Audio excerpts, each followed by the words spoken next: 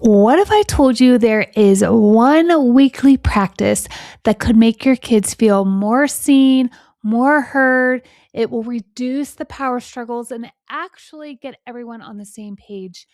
And most families have never tried it. I know because when I go speak, I ask a whole room of moms, how many of you do this?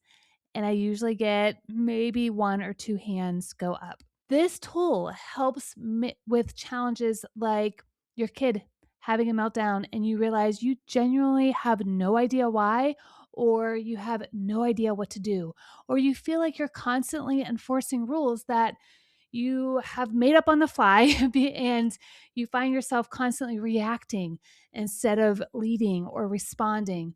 Or maybe you have a kid who just feels like things happen to them, or they feel more like the victim and they have no say or no voice. They don't feel like they belong no matter what you do. This tool also helps if you ever find yourself saying things like, my kids just won't listen to me, or I feel like I'm always the bad guy, or I don't even know where to start with boundaries. And here's another one I hear a lot is we're just like ships passing in the night. What if the problem isn't your kids? What if it's not your boundaries or even your discipline strategy? What if the problem is that your family does not have a consistent space to actually connect and communicate? Today, I'm introducing you to a tool we've used off and on over the years for probably 10 plus years. And once you hear it, you're going to wonder why nobody told you about this sooner. If you're looking for more support and you are finding that you're reacting and you just can't stop yelling, or you have kids with behaviors you just do not know what to do with, and a simple tool is not going to fix it, that is why I created my purpose framework. And I would love to chat to see if it's a good fit. All you need to do is go to raisingkidswithpurpose.com/chat, or go to raisingkidswithpurpose.com and go to coaching and support to see all the different options. I'm so excited to talk about this tool and this topic today.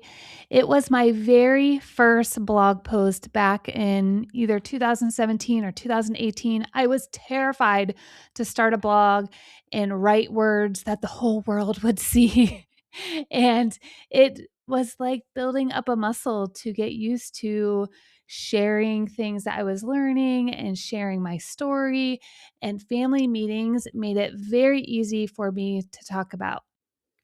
The root cause to a lot of challenges in people's homes, in parenting, with kids' behaviors, with your own behaviors, is usually connected to an unmet need. Or we talked about how it also can be connected to a lagging skill. And usually it's both. And so the real problem that I find and that I see all the time is that nobody feels heard. And we are all born with this innate need to feel heard, to feel seen, to feel understood by people.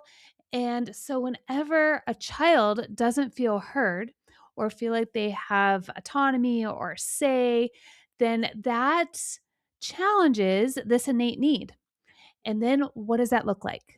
That typically looks like defiance or not being able to listen. And then what ends up happening is they are actually disconnected. So they're not necessarily defiant, they're disconnected. And then if parents struggle with being reactive, it's not that that parent, or maybe this is you, lacks discipline, it's that you may be lacking a system. And then if there is unpredictability in your home and no one knows what is right, what is wrong. One time my mom, gives in and tells me yes, and the next time she is determined and says, "No, I'm not allowed to have this." Or my dad yells once, but then he connects with me through play and another time. And what happens is that unpredictability causes dysregulation for the whole family system. And this also, especially since kids have such an underdeveloped brain, what ends up happening is if they don't know what to expect, then their alarm system in their brain, their stress response stays on. What I want you to hear, what I want you to get from this episode is yes, I'm going to teach this awesome tool. I've been writing about it. We've been using it off and on for years, but is that structure is not the opposite of connection. And also, connection is not just doing nothing or letting your kid get away with whatever they did. And also, that structure is connection. Okay, what is the tool? The tool, it's going to sound really simple when I say this, is family meetings.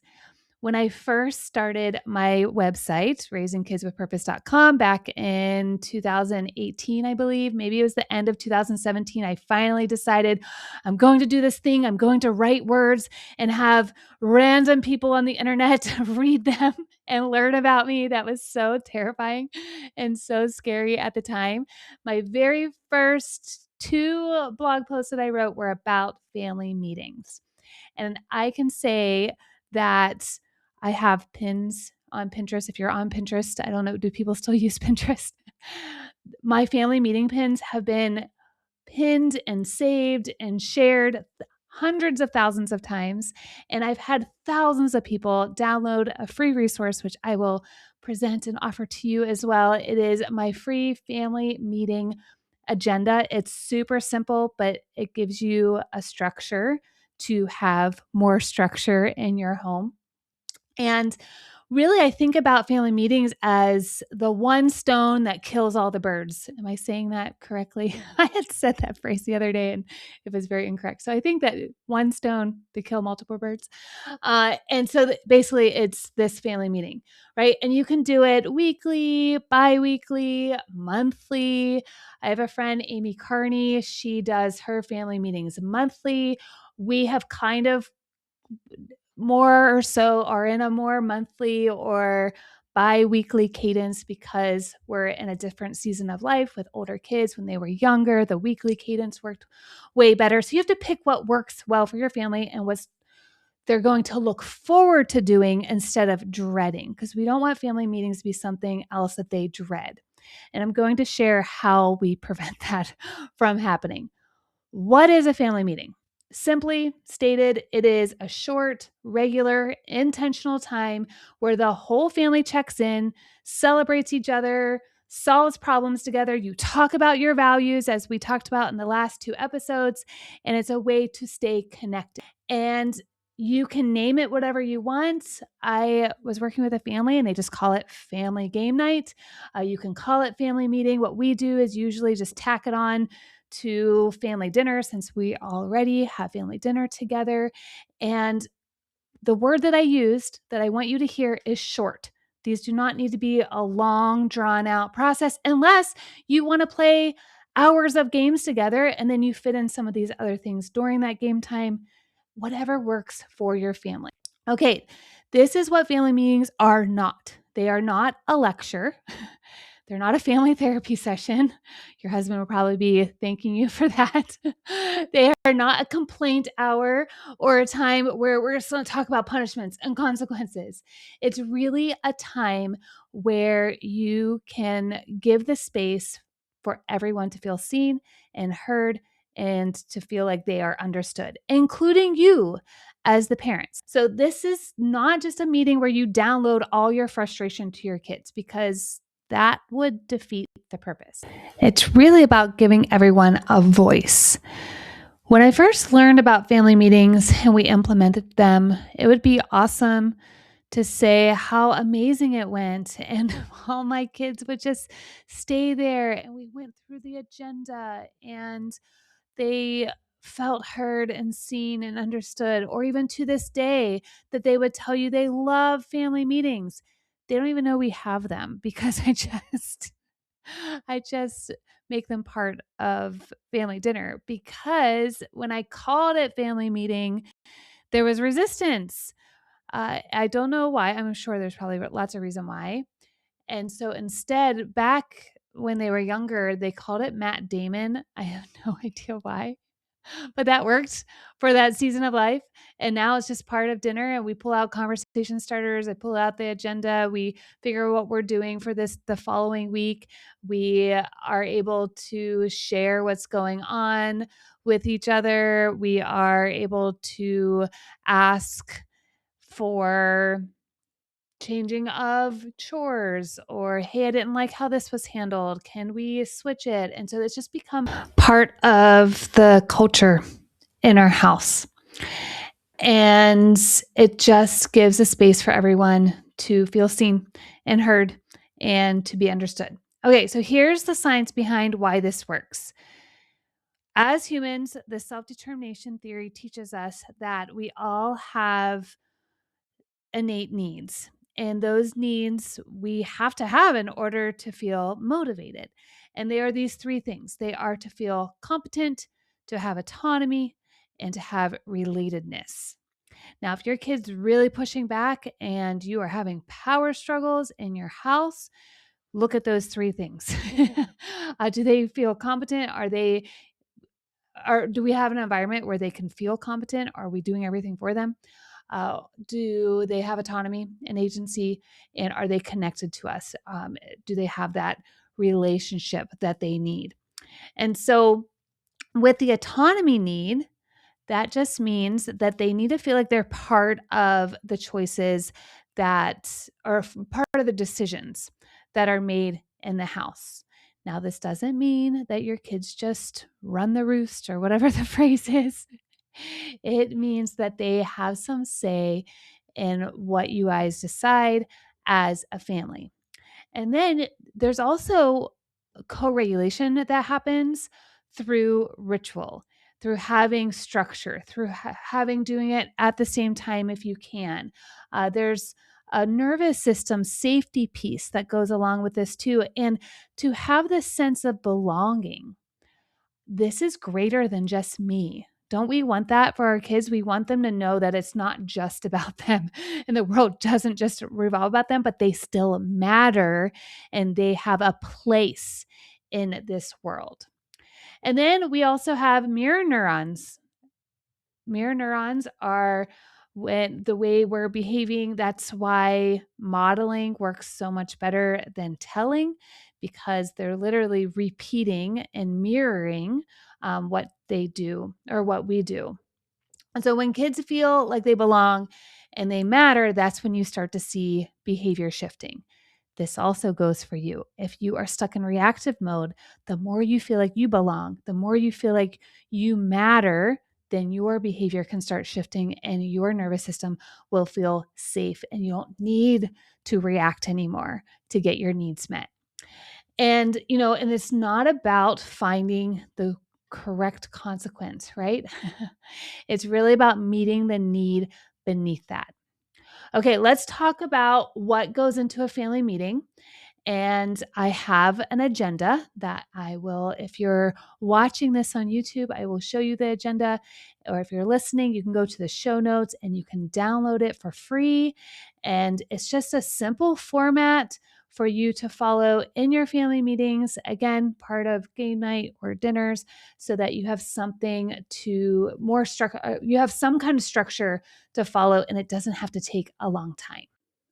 Now we're going to talk about how to run the family meeting and what goes on your agenda that you can download.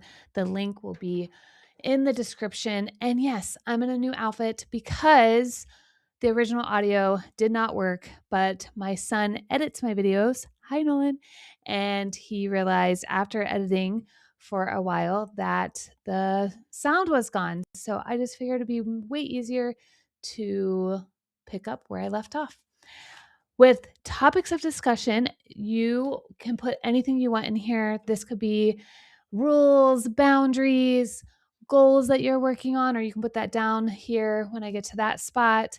We talk a lot about screen time, chores, if there's an activity or a sport that they want to sign up for, or a class they want to take, anything like that. You can even just talk about what's going on in the world. You can pick whatever topic you want for this top part. Then we get into calendar. and important events. I love this part to sync up with my husband and then also to sync up with my teenagers because they have a whole different social calendar. They're not driving completely on their own yet. Because of that, they're dependent on me to drive them around. And a lot of times I was getting a last minute text of, hey, can you pick me up now? Well, my son goes to school 25 minutes away and he usually hangs out in that city. I can't just pick up and leave and be there right now. And so it's really helpful to know what they have going on for the week. And then my husband and I can talk about who's dropping off who, when, and where. And it just kind of helps us be all on um, the same whatever word I'm trying to think of, the same page. There it is. Then we have the items of the week. You can put whatever you want here. We've done word of the week, a skill of the week that you're working on. We're working on not screaming and throwing stuff when we're angry. You can talk about acts of service or where you want to serve. You serve in your local church or local food bank, or you want to do a little library and donate books. That could be a fun activity. Maybe you do something like that once a month. And then if you're working on a goal, and I do have a goal setting toolkit to help you determine what your goals should be to work on as a family, you can download that. The link will be down below. And I talked about it in the last episode when I talked about family values. And you can put what that goal that you're working on in this yellow and talk about where are we, how we're doing. Are we close?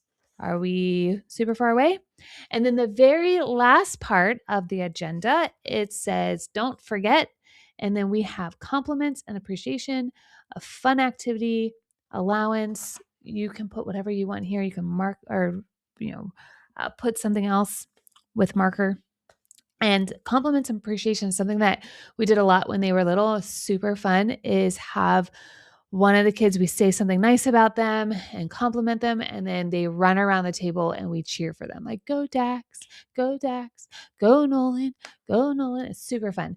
I do this when I speak in moms groups because we do a mock family meeting when I talk about intentional parenting. And I usually have a mom share a challenge that happened that week. And one mom had shared that her husband was out of town and she was solo parenting her 5 kids all week, and it was a lot. And so I have them stand up and they run around the room and we cheer for them. Some of the moms really get into it. Others, it's totally out of their comfort zone. But kids absolutely love this. It's a great way to add play into your family meetings.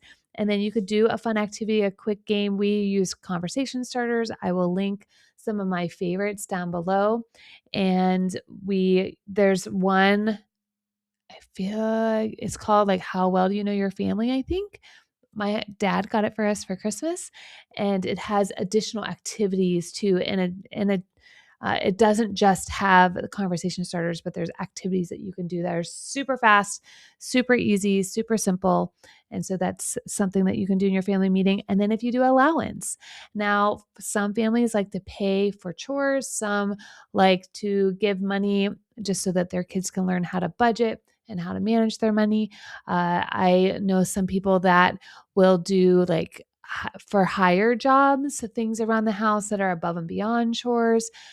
You can do it however you would like. And then that is a time where you can talk about how much money maybe is in their bank account if you don't give them physical money, or they can look at their envelope system or whatever budgeting system that you're teaching them. And that's a really great time to talk about that, is during the family meeting. Okay, so that is how you run a family meeting. This agenda makes it super, super simple to do so that you can really personalize it to your family. And it's really not about being rigid. It's a rhythm. And because rhythms is what the nervous system needs to feel safe. So you're going to see maybe some shifts in behavior once you start doing these family meetings and kids feel seen and heard and understood, and that it's just part of your family dynamics and your family culture. What about pushback? What happens if you have a kid that just gets up and walks away? We did for lots of family meetings. And usually he would return because we would be laughing and having fun. Didn't force him, coerce him. It's just, if you want to be part of this family meeting, and if you set it up in a way where they want to be part of it, then they stay. And you can encourage them to stay and point it back to values, point it back to how we value family. Because when they become an adult, they're going to look back and be like, my family valued family. I didn't like family meetings at first, but then they made it fun. Or try to think about it in that context about whenever they reflect back. You can have special treats, special snacks. You can go do it at Froyo. I know we've had some family meetings at the frozen yogurt place. Maybe we could do that coming soon. And then you may have pushback from your partner as well, because I always talk about pushback. In the last mom group that I spoke to, they said, what about pushback from my partner, not just from my kids? And do it whenever you're already sitting down together. It could be you drive an hour away to go to a soccer game. You can have a family meeting then. You're already together. You're trapped in a vehicle. Bring your agenda. Have someone run it. That's another thing too, is you don't have to be the one that does this. Hand it to one of your children and it will teach them so many amazing leadership skills and how to run a meeting and how to collaborate with others. And if you have a teenager and you've never done this before and you're like, there's no way, think about those thoughts. If you're saying there's no way, guess what? You're going to show up in a way that it probably will be no way. But be like, you know what? We're going to try this. We're going to do this. We're going to make it fun. We're going to make it exciting. And they still may not be totally on board. And that's okay. Still have it. Be consistent. Maybe you've tried one meeting or one time and it was an absolute disaster. Try it again. It takes 4 to 6 weeks to make something into a ritual. And we go sometimes without really connecting and doing these things. And then we just come back to it. And it takes intentionality. All of that to say, in summary, family meetings are just such a powerful tool to build this safe base that we've been talking about. Build an environment that makes it so your kid wants to come to you about stuff. If they're in trouble, if they did something that wasn't great, or someone's doing something that is not okay, or if they're going through things that are really exciting, whatever it may be, we want our kids to come to us. We want to provide and create this safe base. And family meetings are a really, really great tool in order to do that. And that's it on family meetings. I would love to hear how it goes, and you can comment down below. And don't forget to like and subscribe and do all of those things too.